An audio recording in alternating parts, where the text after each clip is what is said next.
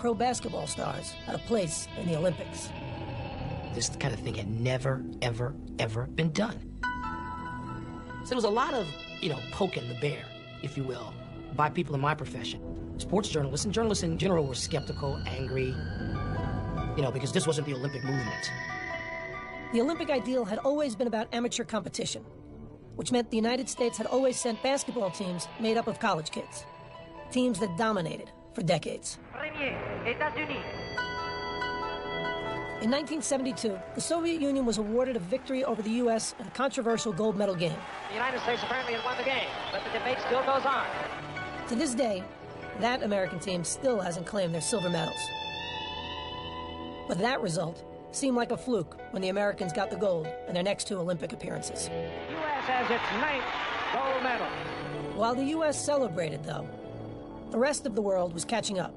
So in 1988, when the Soviets won again, there was no talk of any fluke. The United States goes home with a semi-final loss to the bigger, more experienced USSR team. I was embarrassed. I know some of the guys left their medals there in the room. They didn't want to take them home. And here we are, USA on our chest, and we didn't get the job done. But the amateur ideal had gotten muddled. While NBA players were prohibited from Olympic competition, professionals from other leagues abroad could play. If you played in Europe for money, you were an amateur, but if you played in the NBA for money, you were a professional. And so our players weren't eligible. Those other countries were using pros, playing against 18, 19-year-old kids. That is really unfair. Changing the hypocrisy, though, was a central goal of a European named Boris Stankovic, the head of FIBA, the World Basketball Federation. He was very much intent on lifting basketball up to the highest possible level of international sports. And if the whole world knew that the very best players in the world were not participating in the Olympics, that made it a second-class event. So in 1989, Stankovic issued a resolution to allow pros from all leagues to compete in the Olympics.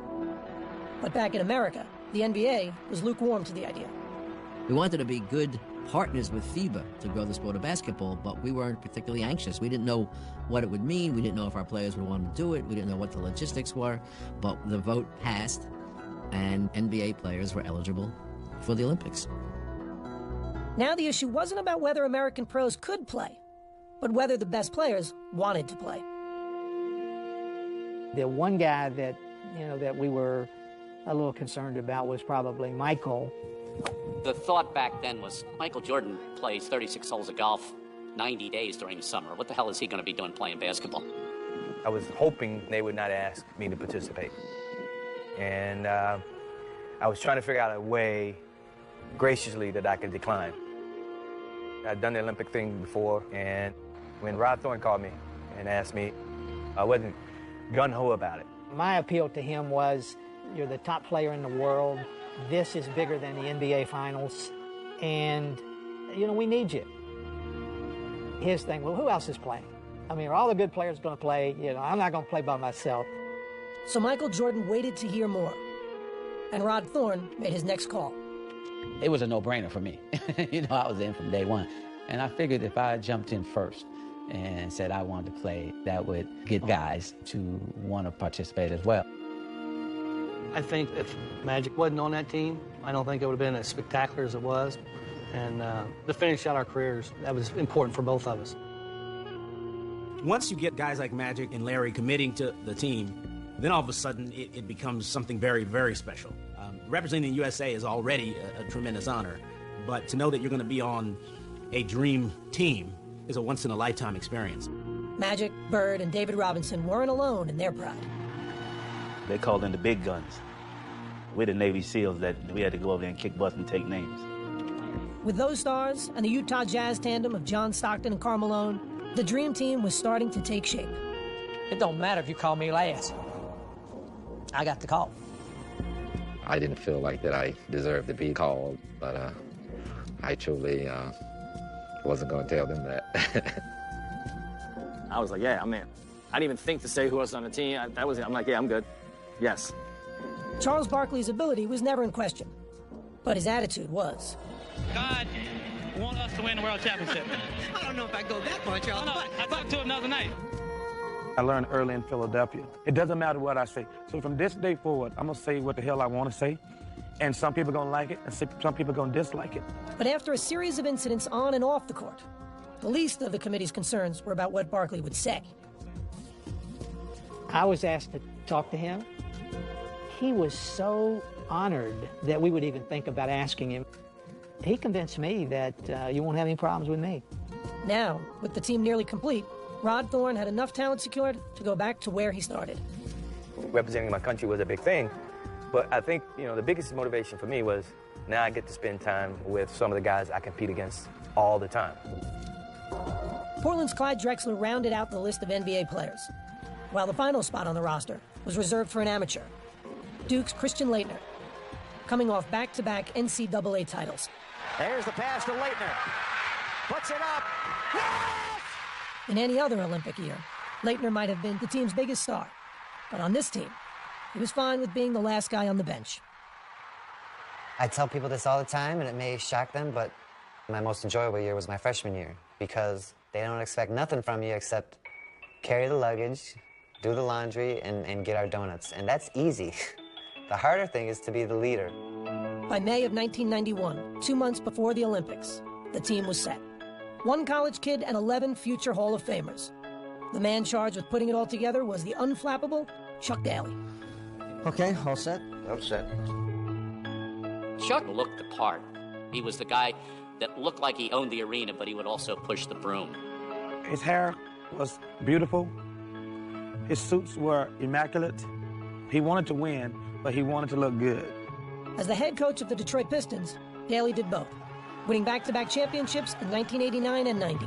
The Pistons are winners and still champions of the world. The Pistons were nicknamed the Bad Boys for their aggressive and some said dirty style of play, never more evident than in their memorable playoff battles with Michael Jordan's Bulls.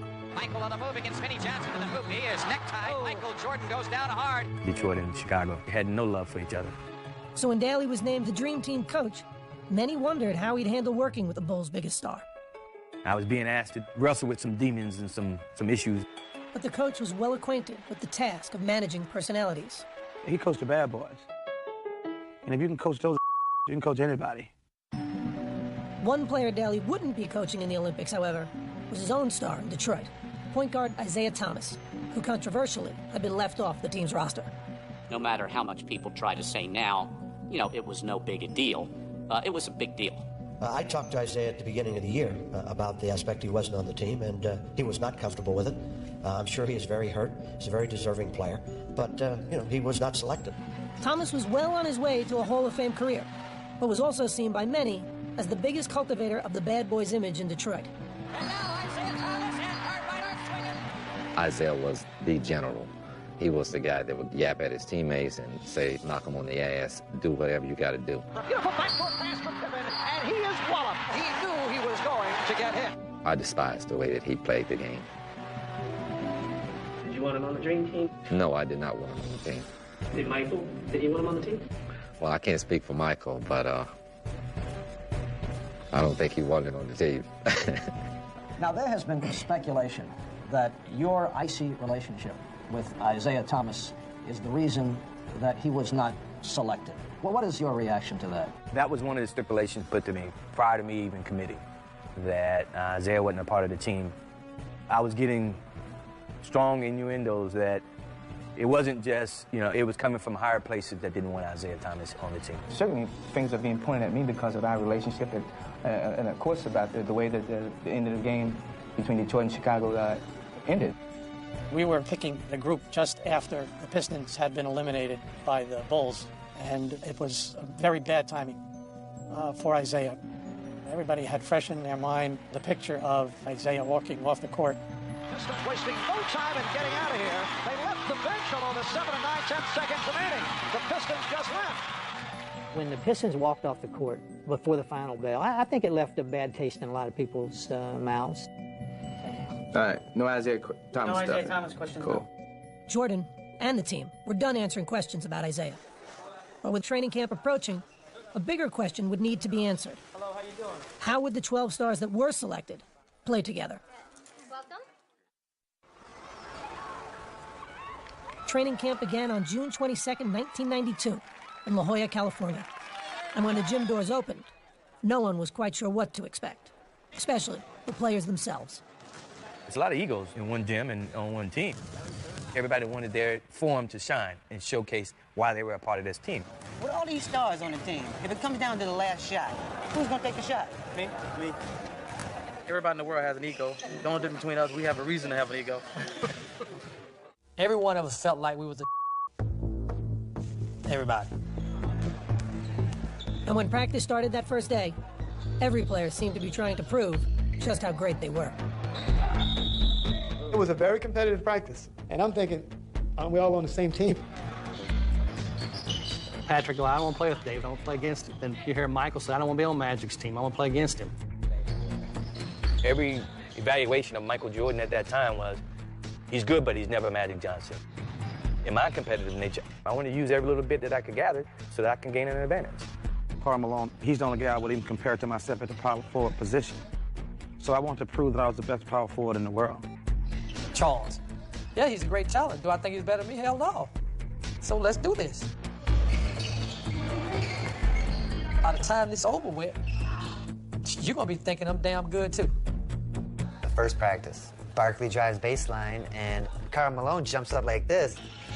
Barkley just dunked on him so hard. It was just an unbelievable play. I felt like, man, I cannot believe that I'm part of this practice. A few days later, the team had a chance to acclimate themselves to playing on the same side. Chuck Daly had scheduled a scrimmage against a select group of college players, a group thrilled to be facing off against their idols. I found out today I might be picking up Magic a little bit full court, so, things are just happening for me that really makes me happy. My whole thought process was don't embarrass yourself, and that was like the theme for me, like just hang in there. A lot of those people I've looked up to, Barkley, Malone, a lot of those people talk confidence, and I think it's going to be a good matchup, There's no advantage on either side. For the college players, it was a chance to see how they'd match up against the world's best. For Coach Daly, it was an opportunity to get his stars to grow into a single unit. I think we're somewhere between the mentality of an all-star game and trying to come together as a team. So we've got to continually work on this. Daly had been hired for his ability to manage personalities and egos. And when the scrimmage began, it became apparent that his players had left one of their biggest weapons, those egos, somewhere else. The non-fan would think, well, they're going to go in there and they're each going to want their own ball, and George's going to be hogging the ball, and, Magic's going to be dribbling all over the place. Point of fact, it's the exact opposite. They overpassed. It was like, I don't want to start it off. You do it. And before you realize the select team was beating us by 10. We didn't know how to play with each other. We didn't want to step on anybody's toes or hurt any egos.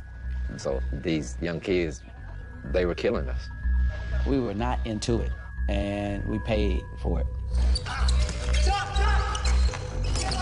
Chris Webber was a man. I thought, boy, that's the guy's coming this league. I could get out of here. Bobby Hurley was dominant. I did have some success penetrating and collapsing the defense, and our energy, our excitement to play, all those things played in our favor. Bobby Hurley didn't play 2 seasons in the NBA. Nevertheless, it did expose the one weakness they could have had, which is defending against quick guards. They were playing great. Then I noticed that Michael Jordan is not playing. I'm saying something. Chuck, then he said, we're all right. Yeah, we're all right. Daly watched as his players failed to make up the deficit. And in their first taste of outside competition, the Dream Team lost. A story their coach didn't want the press to get their hands on. I remember Chuck saying, as soon as the game ended and we were getting ready to let media in, it was erase the scoreboard.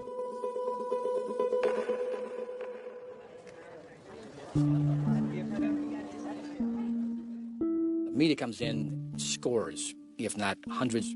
They can sense something. You can feel the tension, or you feel something in the air. Well, some of these college players we've just got through playing against probably should be on this team, but they'll get their chance. The teams posed for a picture together, both not sure what to make of what had just happened. But the man in charge may have had the answer. He threw the game. Chuck threw the game.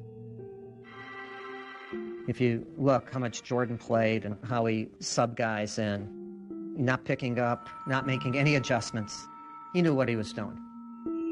It was legit. It felt tremendous. You know, what we were doing that day, you know, they couldn't stop it.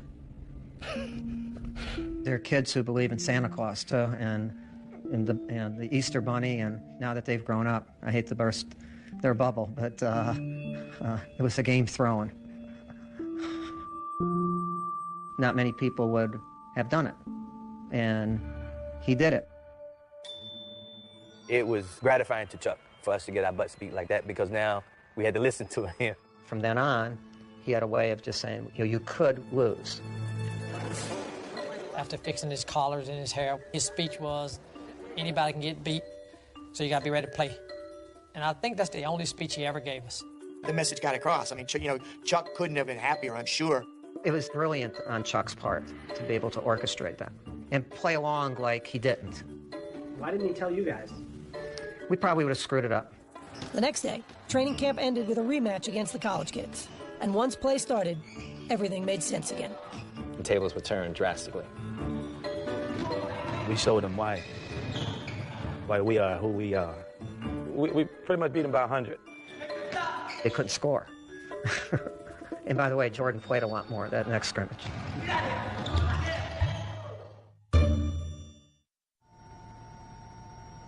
Before the Dream Team could play in the 1992 Olympics, they had to qualify. The place to do that was Portland, Oregon, and the Tournament of the Americas. It would be the public's first chance to see the NBA stars together in a game, especially Jordan, Bird, and Magic. Daly had asked all three to be team captains, but Jordan had turned him down. I knew how much it meant to both of those guys because they never had the opportunity to play on the Olympics. So I'd say, you know what, Chuck, don't worry about me. You know, let these old dogs do it. Magic and Bird weren't just the team's oldest players. They were also the most revered. They had entered the league together in 1979, embarking on a rivalry that had redefined the NBA. And along the way, their personal admiration for one another had grown. Magic's just a great basketball player. He's the best I've ever seen, you know. Unbelievable. I don't know what to say. In 1992, they'd be getting the chance to share the ball. But the opportunity would be coming at the end of their careers. Bird had given his soul to the game. But after so many years, his body was betraying him. Had back problems. It just get to the point where you just couldn't play. I mean, you couldn't think, couldn't move, couldn't run. You know, if you can't feel your feet, it's hard to run. Larry was on the fence because of his back, so I said, man, LP, you gotta play, man. You gotta play. This is our last chance to be together. Magic would be able to convince his old friend to play. But at the start of the 1991-92 NBA season, he was forced to retire after learning he had the HIV virus. Doctors would eventually clear him to play in the Olympics, though that didn't stop fears from swirling. There's a lot of players that really didn't want him to play, didn't want to play with him or against him, because nobody knew what the disease meant. You know, they say, get a little blood on you, you got HIV, or you breathe on you, you know. I never bought any of that, you know. We just keep going. And that's what Irving decided to do, just keep pushing, keep going. 6-5, three-pointer, yes, oh my! Magic had made a cameo in the 1992 All-Star Game and had focused his attention on the Olympics, hoping for an encore of a lifetime alongside his old rival. Our careers were really over, and it was something I thought needed to happen for both of us. Their debut would take place at Portland's Rose Garden, with their team needing to medal in the Tournament of the Americas to qualify for the Olympics. That seemed like a foregone conclusion to just about everyone, including their first opponents, who were completely in awe before the game even started. The Cuban team spontaneously, drops to its knees as if 12 popes had come by on Easter Sunday. At that point, the idea that this is merely a basketball game has been ripped asunder. It was a surreal feeling. She's like, dude, we're here to kick y'all behind. And they want to take pictures with you. Then the game begins. Magic and Larry come out together, two guys that had saved the league. They wouldn't even be playing this game without those two. And Magic passes the ball, Larry makes the first basket. Backing in, goes to the fadeaway. I mean, you know, it just didn't get any better than that. The U.S. was off and running, and the result was a thing of beauty. Johnson leading the break, and no one seemed more excited to be sharing the court than the co-captains.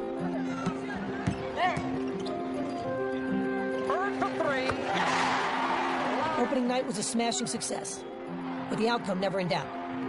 Bullet from Magic. And late in the game, fans in Portland decided they wanted a curtain call from a three-time MVP. The crowd started cheering, Larry, Larry, Larry. Crowd reacts to the entrance of Larry Bird, a standing ovation. And as he'd done so many other times in his career, Larry Bird rose to the occasion. Jordan with the behind-the-back save. Here's Bird. Yes. You just knew that Larry Bird was not going to miss that shot. It was a virtually flawless performance. The final margin of victory was 77 points. And Magic and Bird had led the way. For Magic in particular, after a year out of the game, the victory had a special kind of meaning. Living with HIV, never even thinking that I would ever have a chance to play basketball again, and then basketball for the United States. It was therapy for me, and I needed that in the worst way. And then there was the matter of making sure Michael Jordan knew he was back as well. Yeah, you hear what the captain said? The captain said, sit down. Or this boat is going to sink. That's right. Have a seat, because you're going to fall, and then that's going to happen. That's the seniority right there. I know it. With Magic and Michael, there was that little extra something there, you know, and something kind of to prove to each other. I took it upon myself to always shoot with Michael. Okay, MJ, free throws today. Who was the first one to 50? Or we had little games. Who was the better shooter? Know what you got to do. Know what you got to do.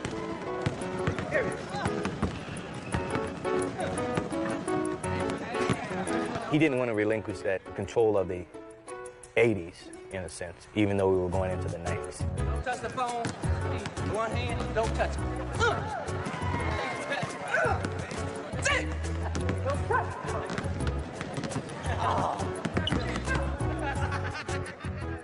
You know, he just come off missing a whole year.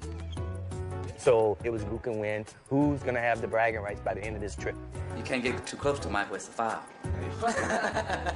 You haven't committed a foul in almost a year and a half, man. How can you talk? Michael's always tried to let people know that he's the top dog in whatever. That's just his competitive mode. I'm the young guy with the elder statesman. These old guys, they got arthritis. They can't stand in one spot too long. He's a young puppy. I'm the big dog here. Whatever I say goes. While the winner of Magic and Michael's Can You Top This challenge remained in doubt, when it came to facing the competition in the Tournament of the Americas, the team stood united. When we took the court in Portland, which, you know, we're on home ground, we wanted to showcase to the fans who would be representing them. The lead is 30. Steal. Jordan. I'm going to send a message around the world today that y'all can give it up. You foreigners can give it up. Mullet with the steal. Stockton and Mullet goes the other way. Stockton set him up perfectly. The Americans won their 6 games at the tournament by an average of 50 points. All right, Larry, your impressions of tonight's game? The gold medal was no surprise. But what was unexpected was the team's interactions with their opponents, who showered them with adulation before, after, and even during games. Magic Johnson and Oranga shaking hands after this shot. The Tournament of the Americas had served its purpose. The U.S. had qualified for the Barcelona Games and given the world its first glimpse of what was coming later that summer. I just want to say this is just a small step in what our goal really is, to get to Barcelona, win the gold medal, and bring it back where it's supposed to be. Thank you.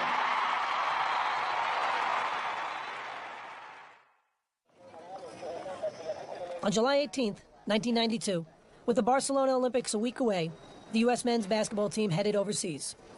Straight back into the left, private room, follow our man.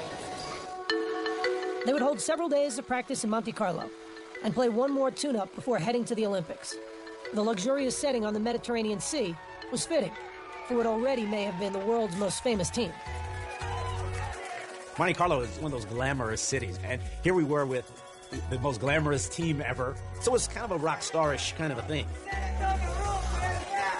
The players were relaxed and confident, and willing to admit there was more to the trip than just basketball. I don't worry about playing basketball. That comes natural. I just want to have fun. David Robinson, Pat Ewing, Michael Jordan. This is like spring break in the ghetto. The opulent resort town was a playground waiting to be explored. and the players weren't shy about enjoying themselves. Are y'all filming me? Now look. The scene in Monte Carlo was great. It was just breathtaking. I was down on the beach just kind of trying to enjoy some of the scenery. Look at this. It's paradise. I think every team in the NBA should train here, actually. They need to get a team here. Every day we got back to practice, we made a beeline to the swimming pool because all those girls were laying out topless. I'm going to be in that pool so much in the next 2 days. I think I'm on the swimming team in Barcelona. We're all out there with our significant others, and all these women walking around topless coming, can I have an autograph? So I signed it, and Michael pops me and tells us, see, usually you tell everybody no, but because this lady coming over topless, you're going to sign her autograph. My wife looking at me like... The best part about it was Patrick Ewing buying the beer at the pool. You know, $7 beer, I never heard of that. Of course, Patrick didn't drink, he didn't know how much beer was. One thing you don't want to do is drink beer with Larry Bird. Larry Bird drinks Budweiser, which Budweiser is the strongest beer in the world. And my head hurt for like 2 days. They were used to being opponents, but Monte Carlo was proving to be the perfect place to find common ground. I got the coach, that means we get to go first. Michael Jordan enjoys his golf, as did Chuck Daly. I got the coach with me, man. I got carte blanche, you know what I mean? Michael and Chuck played almost every single day, if not every day. Come off the hill. That may be green, Chuck. Chuck was playing his practice schedule around our golf time.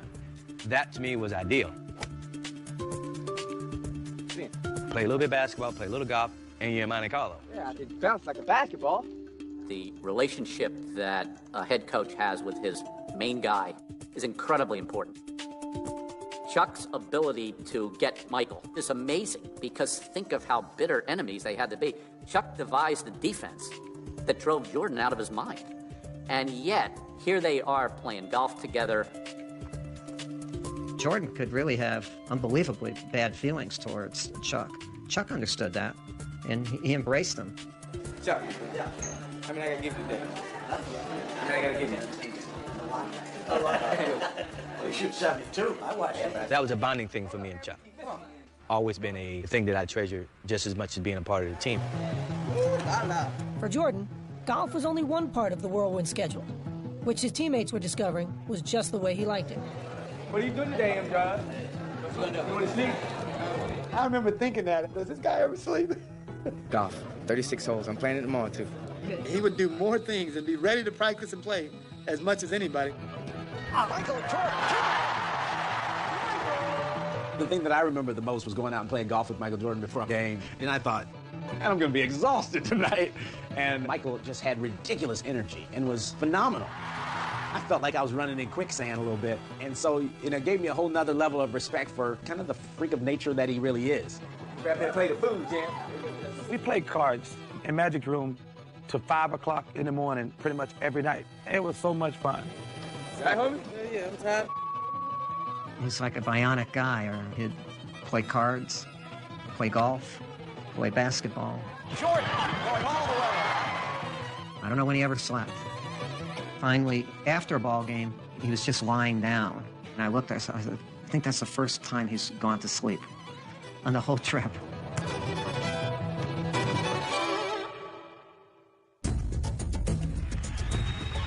After a few days in Monte Carlo, the players returned to the court for an exhibition against the French national team. Everybody had their eyes on one team. We could feel that there was such talent, such incredible skill, and it was just such a pleasure to watch. The Americans won the game easily, even if their performance was far short of seamless. It wasn't a great game. A lot of sloppy passing. I didn't like any of it. It was a terrible game, and U.S. looked half interested. And so Chuck kind of the next morning in Monte Carlo, even though everybody was a little hungover and tired, had to really kick their butt. Chuck says, okay, this is what's going to happen. We're going to play it like a real game. We're going to play 4 quarters. We had me, Scotty, Mullins, Bird, and Patrick, and Magic had his 5. We weren't going to change that team at no point in time. You got your 5, I got my 5.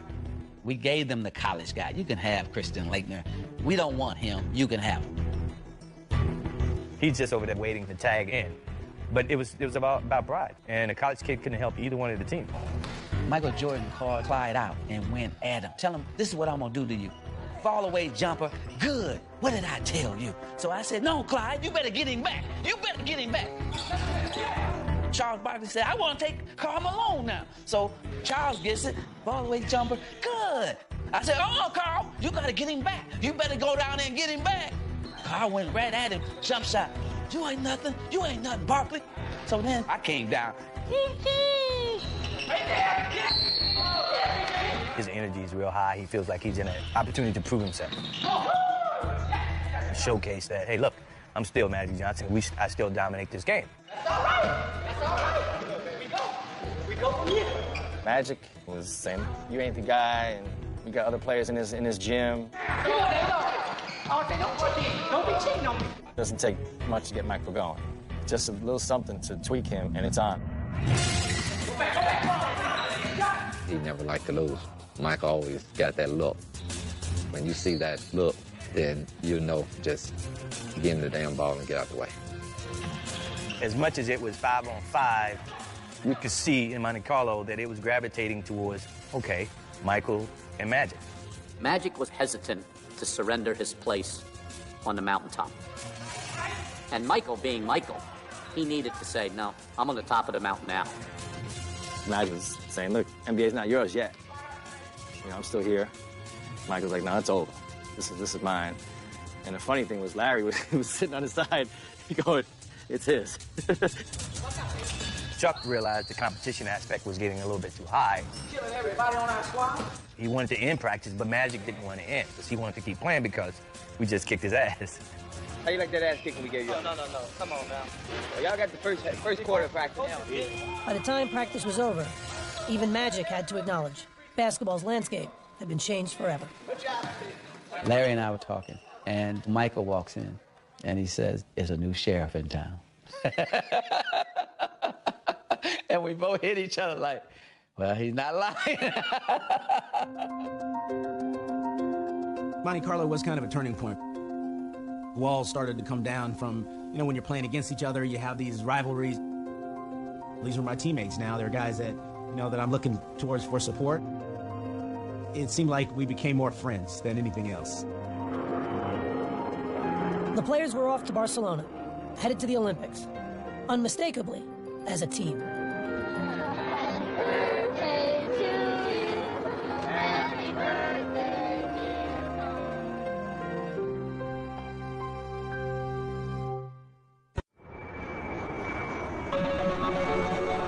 The United States men's basketball team landed in Barcelona for the Olympics on July 24th, 1992. In store was an experience unlike anything they or the sports world had ever seen. The plane landing in Barcelona, helicopters flying over it. We're thinking, wow, what is all the commotion? What happened? And then we figured out they were there for us. That was the first time that we realized how popular and how enormous this thing was. I was like, guys, if we lose, it's going to be like the biggest upset in sports history. Barkley was right. There was no margin for error, a reality the rest of the team openly accepted in their first press conference in Spain. I know I'm really afraid to fail because I can't go back home if we don't win the gold. Even though from a little small place in Summerfield, those 250 people there said, I can't come back. Barkley, meanwhile, handled an endless barrage of questions as only he could. How did you feel in 1972 when the Soviet Union beat the United States in that wild game? Well, I had just flunked my entrance exam in the kindergarten, so that was the only thing. You know, everybody that has ever been in front of a camera, we tend to not say certain things. Why don't they just take their ass whipping like people and go home? Barkley says things that we would think about and never say. We're going to have a little revenge in our hearts for 72 and 88. David, well, he can't say that because he's a Christian, but... He said, man, you don't talk honestly enough to the media. You need to tell them what you're really thinking. I said, Charles, you talk too much to the media. You need to stop telling them everything you're thinking. And when Charles was asked about the team's first opponent, his prediction was as honest as ever. I don't know anything about Angola, but Angola's in trouble, I think. Just moments ago, the Dream Team boarded the bus outside their hotel along the Ramblas. They're heading for their first matchup in Barcelona with the Angolans. I can remember the first game, the real game, when we came out of the locker room and stepped on the court. And I finally said to myself, I can't believe this, I'm here. At that point, we were in serious Olympic mode. This actually may be the biggest mismatch of the entire Olympics. Barkley off a beautiful feed from Mullen, and he drew the foul. Magic wins. The U.S. with a 46-1 run. 46-1. It was just a tremendous atmosphere because there was an appreciation for how great the U.S. players were. After the first half, Barkley's pregame prediction appeared dead on. But in the second, Charles found some trouble. I had players in Angola who play against Charles Barkley. They told us there's no a kid, a fat boy, is many aggressive in the paint. Rebound Barkley. Rebound Barkley. And he's fouled and shoves David Diaz. Well, Charles getting a bit aggressive. I thought they were playing dirty. And I told old boy, I don't even know if he understood. I said, hey, man, ease up on the elbow. Barkley from Pippen. I let it go twice. You can see the frustration with Barkley. And the next time, I just cracked it. Barkley from Pippen. And a technical foul has been called on Barkley. To his dying day, Charles claims the guy elbowed him 3 times. I said, Charles, you know, you're full of crap. No, it's not true. I didn't have Barkley before the incident. People always say, turn the other cheek. If you turn the other cheek, I'm going to hit you another cheek, too. I thought, what are you doing, Charles? The guy is half your size. But, you know, Charles was an equal opportunity abuser. Erlander Coimbra did not think it was a friendly elbow. That's the same guy that just asked for an autograph, Charles. I mean, you think he's not intimidated? I think he's acting like a bullying. But maybe it's from his personality. The United States has defeated Angola by the score of 116-48. The game may have ended in a rout, but afterwards, the result was overshadowed by the controversy. What was with the elbow? Well, he hit me, I hit him. That's the way it is. Charles made you look like the ugly Americans, which we were trying not to do. We said, Charles, look, man, you're a reflection of all of us. So if you do it, they're not going to write the article that Charles Barkley did. They're going to say the dream team.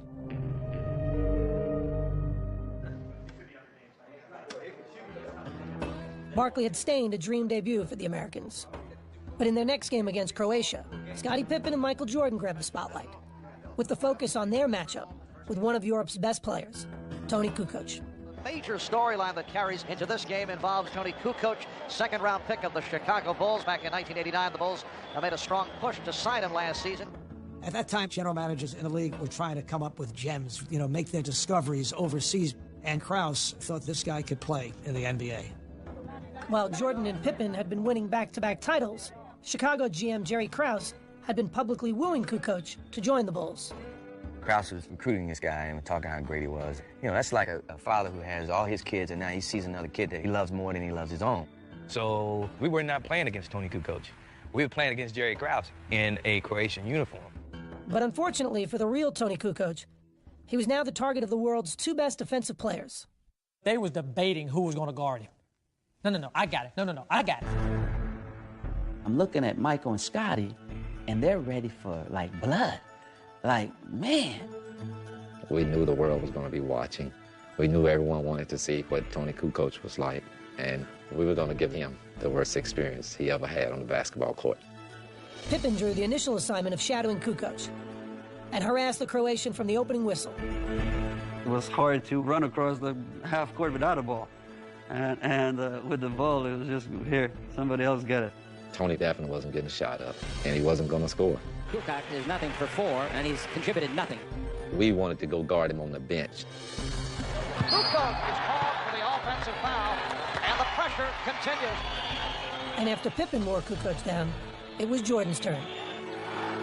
Kukoc, stolen by Jordan. He reads it better than anyone. Slammed up. Them dudes were all over him. Rejecting Kukoc. Here's a 3-on-2. Pippen. I had questions from my teammates during the game, like, what is going on? Do you not see that they're really trying to get you off the court? And I'm like, so what? I guess that's how NBA game is played. Pippen, Jordan, and the Americans cruised to another victory. This one by 38 points. But the domination had its detractors. This team of All-Stars is almost too good. Is it a positive or a negative? The question was now being asked, was the Dream Team too great for its own good? This team of All-Stars is almost too good. Some think that we should go back to the collegians. It's been too easy. I think then we ought to ban the African runners from the 10,000 meters because they make it look so easy as well. This is about our best, and this is wonderful for the sport of basketball. Irvin, there's been some comments that the Dream Team is getting all the attention, and there seems to be some resentment about it. Have you heard about it, and do you have any feelings about it? Basically, you know, we haven't heard about it. We're just here to do our job. The media may have been looking for signs of a backlash, but in Barcelona and in the world beyond, the embrace of the Dream Team is universal. You're going to stand out and root against Picasso? I mean, seriously. They rooted for genius at work. I kept thinking that the attention would dissipate. They're going to play the first game. They're going to win by 60. People are going to go back and watch track. Jordan in transition with a slam to give Team USA a 60-point lead. It didn't. It kept building and building and building. The U.S. with another trouncing 127-83, 127 points. Workers were trying to get autographs. The security people were trying to get autographs. All the athletes were standing on side like a parade. What a ball fake by Scottie Pippen. And it's a 58-point lead. People perceived us as being superheroes. This was a blowout on the U.S. men's Olympic team. The guy on the bench is taking pictures, and I said, wow, we are having an effect over here. Wraparound pass to Wrexham. Another easy victory in this, their fifth game of the Olympics. It was as if the President of the United States was in the midst of a caravan that was going through the streets. It was like the Beatles, where there's thousands and thousands of people waiting all the time. That was the most exhilarating 15 seconds of my life. We're like, wow, this is amazing. No one member of the Dream Team reveled in the Olympic experience more than Charles Barkley. After throwing the controversial elbow against Angola, Barkley had emerged as the team's most visible player. Everybody always had the same question. How much of an ass is Charles Barkley? Hey, Jack, when am I going to be on the cover of Sports Illustrated for this stuff? I should be on the Dream Team cover. And then every time you'd go spend time with him, you know, you'd just realize that he was the most enjoyable act, not only in all of sports, but possibly in all of pop culture. Sometimes I dream that he is me. I just want to be like Chuck. I mean, Mike. Right away, I told my editors, I said, well, the number one angle here is what is Charles doing? And if you wanted the answer to that question, all you had to do was follow the crowds. They're like, we don't want you guys out and about because we don't know how safe it is. And I'm like, dude, I'm at the Olympics. I'm not going to stay in my room the whole time. So Barkley strolled Los Ramblas, a man of the people if ever there was one. Man, I walked up and down the Ramblas every night, and the people were fantastic. They all wanted autographs and wanted to take pictures. We could be inside the hotel. Soon we heard the big roar. We said, there go Charles. So Charles would be walking, and then thousands would be following him everywhere he went. You know, he was the Pied Piper. Charles would go over to the village and find the Angolan players and hang out along the Ramblas at night. He was the most memorable person of the 1992 Olympics. I just saw this touch he had. I don't think anybody else in the world could have done it besides Charles Barkley. At the end of the day, he was America's best ambassador. Barkley was celebrated for experiencing the Olympics on his own terms. More quietly, one of his teammates found a way to do the same. We had the motorcycle escorts, and we buzzed through traffic like Dick Tracy. But this one day, we got stuck in traffic, and we were just sitting there and sitting there and sitting there. Finally, I said, that's it. Let's go. Anybody wants to go with me? I'm heading. He'd get off the bus, and his family met him. He started walking right through the middle of everybody, and nobody noticed him. I'm still on the bus, seeing him walk down the street, and I'm saying to myself, I would give anything to do what he just did. See, guys, this is called the Ramblas. See all the footprints? All right. So Los Ramblas, it's like Times Square or something. There's just so many people walking. I'm 6'1". I'm about the average size of everybody else on that little walk. So I'm walking with my family, and I have the camera, and nobody's noticing. You think it's the sunglasses that's fooling them? Must be. Hi. You're from America? Yeah. Whereabouts? Whereabouts? Massachusetts. You been watching the Dream Team at all? Yeah, I'm watching. They're pretty good, aren't they? Yeah. No attention whatsoever. Finally, we ran across this lady who had the Dream Team and all the pictures on her T-shirt. Hi. Are you an American? But of course. You look wonderful. Why, thank you. She started speaking real excitedly about each of the players. And I said, have you had a chance to meet anyone? We met Charles Barkley the other night. Did ya? He's a hell of a player. See, you got all the players right there on your shirt. Is Charles the only one you've ever seen? The only one I've ever met. Hey, guys, do you know any of those guys on there? I think my oldest son, Houston, ruined the surprise. That's my dad. That's your dad? Too bad he's not here. You play on his I team? do, yeah. Who is that guy? I can't go anywhere without being bugged. Really not much different from Michael Jordan walking through here. For the players, surreal experiences had become the norm. But even more memorable were the unlikely friendships developing behind the curtain. It was a unique mix. You know, Larry Bird and Patrick Ewing became like best friends. I got a white guy from Indiana, and I got a brother from Jamaica. Patrick said I could pick his mind. It took me 3 minutes now. He gets a chance to come back and start picking on mine. Took me one. We were probably the two of the most unlikely people you thought that would be friends. But if you look, not only Larry and I got to be great friends, but all of those guys got to be much better friends.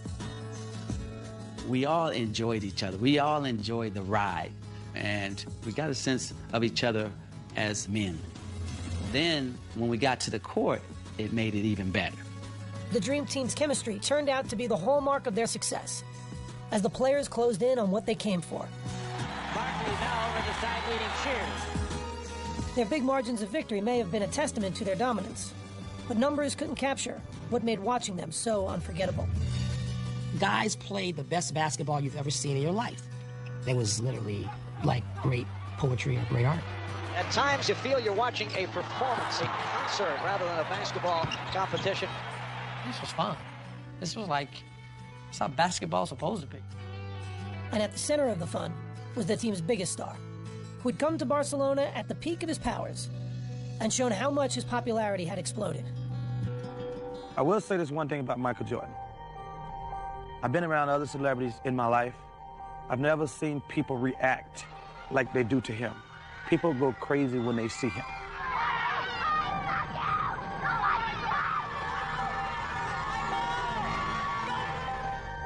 In every corner of the world, there was someone who just wanted to see him. It is Michael Jordan! No one had the sort of pull, the gravity that Michael Jordan had. Jordan had initially come to Barcelona reluctantly, but an early morning trip just before the gold medal game revealed how meaningful his Olympic experience had become. What time in the morning is it right now? 6:30, 6:45, something like that. And I'm drinking coffee, so it's gotta be early. Can we go now? Where are you from? Albuquerque? Albuquerque, New Mexico. Big fan of yours. Everyone's a big fan of yours. Your name? George Hirsch. George, how you doing? Michael George, nice to meet you. Last night I hit my wall, man. I couldn't make a basket. What are you doing up so early? I do remember getting up early to walk into the stadium. That is the thing that I remember the most about the Olympics. Olympic Stadium. Imagine all the athletes that's been here before us. It's amazing. What about Edwin Moses? He won 122 consecutive races. I think everybody's got something to cherish. I think this is something that my kids are gonna love one day. The Dream Team squared off against Croatia again in the gold medal game, offering the world one more lasting impression of their supremacy. Barkley with the lead from on behind the back. Team USA came to send a message tonight. We wanted to win, we wanted to dominate, but how we did it, sharing the ball, including everybody. We did it as a true team. The U.S. has defeated Croatia 117 to 85, and they have won the gold here in Barcelona.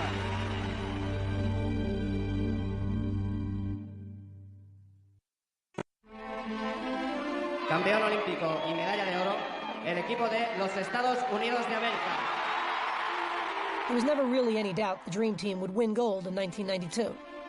But as they walked back onto the court to get their medals, the moment still overwhelmed them. You saw a lot of cheers from players. It was a very proud moment for me because anytime you represent your country, you know, that's a prideful thing.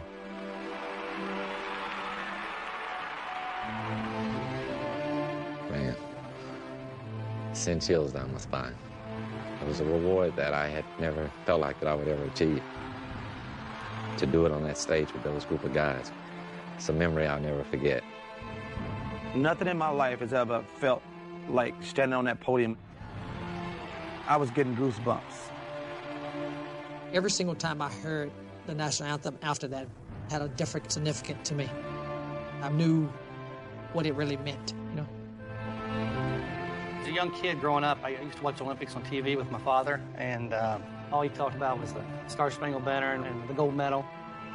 It made him feel proud to be American. Being up on that podium that night and receiving it, my father, he'd been pretty proud. All those emotions just overcame me. I got to be one of the guys one more time for my country. I said, man, I'll never forget this moment. You know, if this is the end, this is how I wanted to go out. This group may well be the greatest team ever assembled in the history of team sports. But when the medal ceremony was over, another realization began to settle in. When I walked off, I remember thinking that whole dream has come to an end. The next season, every Olympian except Magic Johnson and Larry Bird would return to the NBA. Michael Jordan and Scottie Pippen would win their third title against Charles Barkley and the Phoenix Suns. On the way to 6 championships overall, the last 3 with Tony Kukoc. Eventually, other members of the team would also win titles. But each NBA player on the Dream Team would reach the Hall of Fame. Still, it's what they did together that summer that had the biggest impact on the game. An impact that continues to grow today. It really lifted basketball, and it gave birth to international stars who had nothing to do with those games in '92, but who took so much from it. We made the game a worldwide game. You know, I talked to Tony Parker. I talked to Ginobili. I talked to Dirk Nowitzki. Those guys say their first love of basketball started with the Dream Team. And I'm really proud.